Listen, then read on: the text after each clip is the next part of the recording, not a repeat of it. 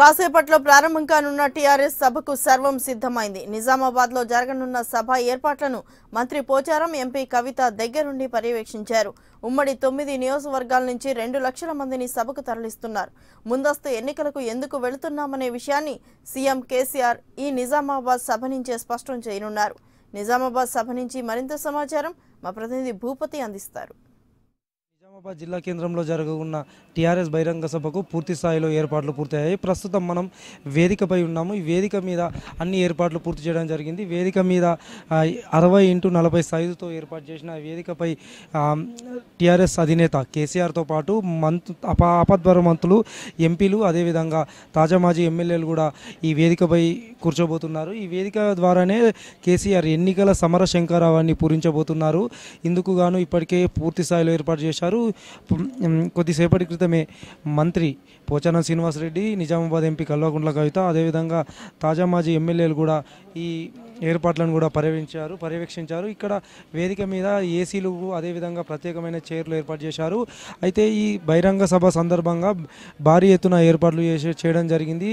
అయితే ఇక్కడ పోలీస్ బందోబస్తు కూడా పూర్తి స్థాయిలో ఏర్పాటు చేశారు. నిజామాబాద్ సిపి కార్తికేయ, అదేవిధంగా కామారెడ్డి ఎస్పీ శ్వేతారెడ్డి ఆధ్వర్యంలో భారీ బందోబస్తు నిర్వహిస్తున్నారు. 1300 మంది పోలీసులతో ఈ బందోబస్తు నిర్వహిస్తున్న పరిస్థితి నెలకొంది.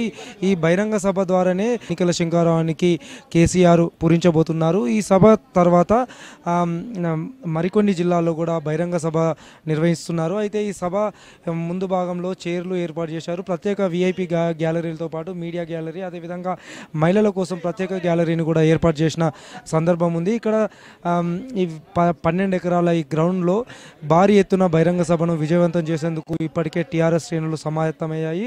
9 నియోజకవర్గాల్లో నుంచి టీఆర్ఎస్ పార్టీ శ్రేణులు ఇప్పటికే గ్రామాల నుంచి ప్రారంభమైనట్టు తెలిసింది. అయితే మధ్యాహ్నం 2 గంటలకు ప్రారంభం కానున్న సభకు కేసీఆర్ 4 గంటలకు ఈ సభా వేదికకు వచ్చే అవకాశాలు ఉన్నాయి. ఇక్కడ ఈ సభా వేదిక వద్దకు రాగానే మొదట ఉమ్మడి నిజామాబాద్ జిల్లాకు చెందిన 9 మంది అభ్యర్థులు, ఎంపీలు బీబీ పాటిల్, కల్వకుంట్ల కవితతో పాటు పోచారం శ్రీనివాసరెడ్డిలతో ప్రత్యేక సమావేశం నిర్వహించబోతున్నారు. 2 లక్షలకు పైగా తరలించేందుకు ఏర్పాట్లు చేస్తున్నట్లు ఎంపీ కవిత, అదేవిధంగా పోచారం శ్రీనివాసరెడ్డి కూడా స్పష్టం చేస్తున్నారు. అయితే టీఆర్ఎస్ పార్టీ ఈ ఎన్నికల్లో ఎలాంటి వ్యూహంతో ముందుకెళ్ళబోతుంది, ఎందుకు ముందస్తు ఎన్నికలకు సిద్ధమైంది అనే విషయాన్ని నిజామాబాద్ సభ ద్వారా కేసీఆర్ స్పష్టం చేయబోతున్నారు.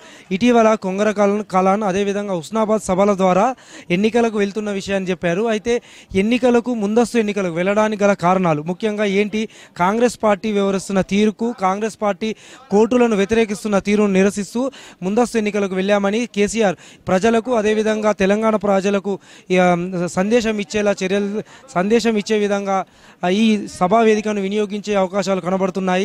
అయితే ఈ సభ ద్వారా టీఆర్ఎస్ను ఆశీర్వదించాలా, మరోసారి గెలిపించాలని కోరుతూ కేసీఆర్ ఓటర్లను వేడుకునే పరిస్థితి నెలకొంది. అయితే ఏదేమైనప్పటికీ టీఆర్ఎస్ పార్టీ ప్రతిష్టాత్మకంగా నిర్వహిస్తున్న నిజామాబాద్ బహిరంగ సభకు భారీ ఎత్తున ఏర్పాట్లు చేశారు. భారీ బందోబస్తు నిర్వహిస్తున్నారు. ఎక్కడికక్కడే భారీ కట్అవుట్లు, నిజామాబాద్లో నగరమంతా భారీ ఏర్పాటు చేసిన పరిస్థితి నెలకొంది.